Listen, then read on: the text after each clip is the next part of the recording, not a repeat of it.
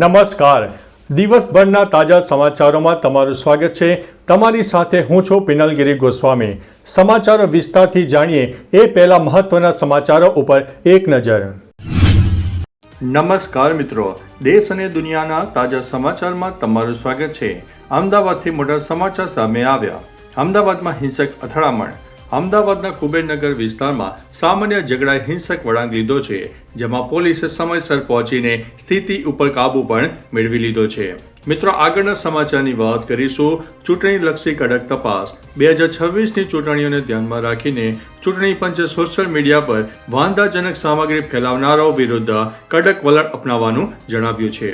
મિત્રો, અન્ય મહત્વના સમાચારની વાત કરીએ તો ગુજરાતમાં સોલર એનર્જીમાં વધારો. કેન્દ્ર સરકારના રિપોર્ટ મુજબ ઘરની છત પર સોલર પેનલ લગાવવામાં ગુજરાત દેશમાં પ્રથમ નંબરે છે. રાજ્યના 1.5 લાખથી વધુ ગ્રાહકોનું વીજળી બિલ શૂન્ય થઈ ગયું છે. મિત્રો, અન્ય મહત્વના સમાચારની વાત કરીએ તો દ્વારકામાં જામગરી બંદૂક સાથે શખ્સ ઝડપાયો છે.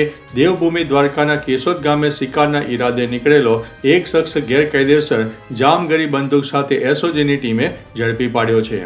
મિત્રો, અન્ય મહત્વના સમાચારની વાત કરીએ તો સુરતમાં હવાલા સિન્ડિકેટનો પર્દાફાશ.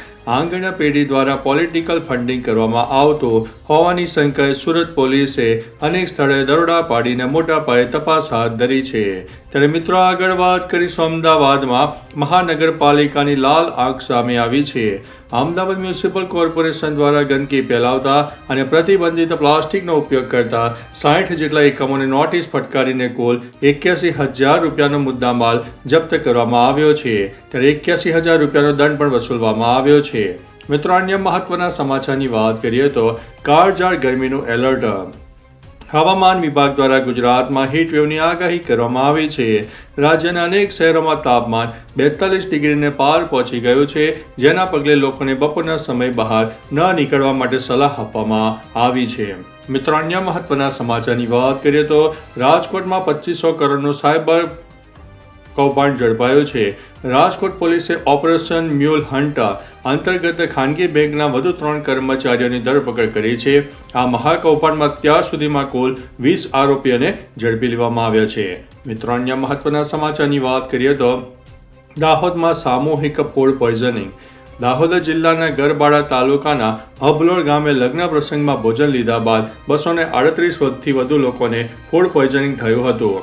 કેરીનો રસ અથવા તો પનીરના શાકને કારણે ચેપ લાગ્યો હોવાની આશંકા છે. FSSAI દ્વારા આ મામલે તપાસ શરૂ કરવામાં આવી છે. મિત્રો, અન્ય મહત્વના સમાચારની વાત કરીએ તો શેર બજારમાં તેજી. આંતરરાષ્ટ્રીય તણાવમાં થોડો ઘટાડો થતાં ભારતીય શેર બજારમાં ઉછાળો જોવા મળ્યો છે. સેન્સેક્સ 753 પોઈન્ટ વધીને 79,273ની સપાટીએ પહોંચી ગયો છે. મિત્રો, અન્ય મહત્વના સમાચારની વાત કરીએ તો ભારે લૂની ચેતવણી. હવામાન વિભાગે ઉત્તર ભારત, રાજસ્થાન અને ગુજરાતના કેટલાક ભાગોમાં તાપમાન 44 ડિગ્રી સુધી પહોંચવાની આગાહી સાથે રેડ એલર્ટ જારી કર્યું છે. ત્યારે મિત્રો, આગળ સમાચારમાં વાત કરીશું ડિજિટલ ધરપકડ અને મોટી છેતરપિંડી. દેશમાં ડિજિટલ એરેસ્ટના નામે 22.9 કરોડની છેતરપિંડીનો કિસ્સો સામે આવ્યો છે, જેમાં કોર્ટે બેંકોને ભોગ બનનારને 1.3 કરોડ રૂપિયા ચૂકવવાનો આદેશ આપ્યો છે.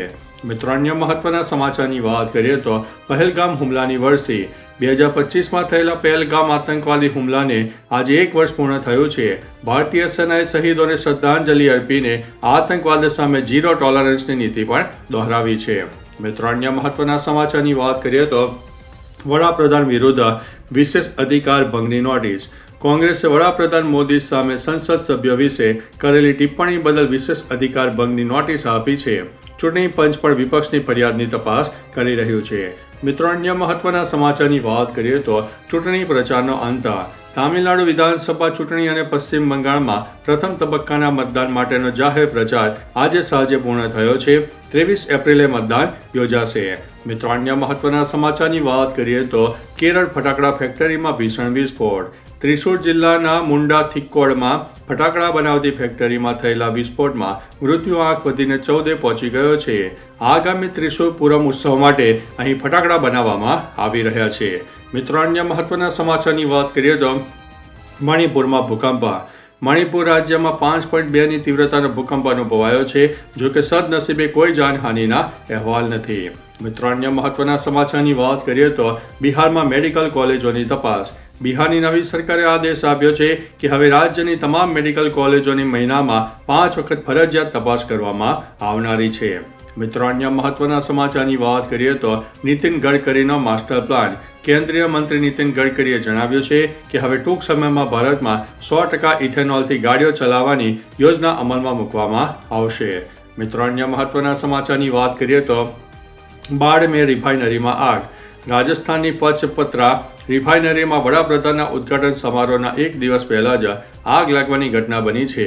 મુખ્યમંત્રી ભજનલાલ શર્માએ સ્થળની મુલાકાત લઈને તપાસના આદેશ પણ આપ્યા છે. મિત્રો અન્ય મહત્વના સમાચારની વાત કરીએ તો હવાઈ મુસાફરોમાં વધારો.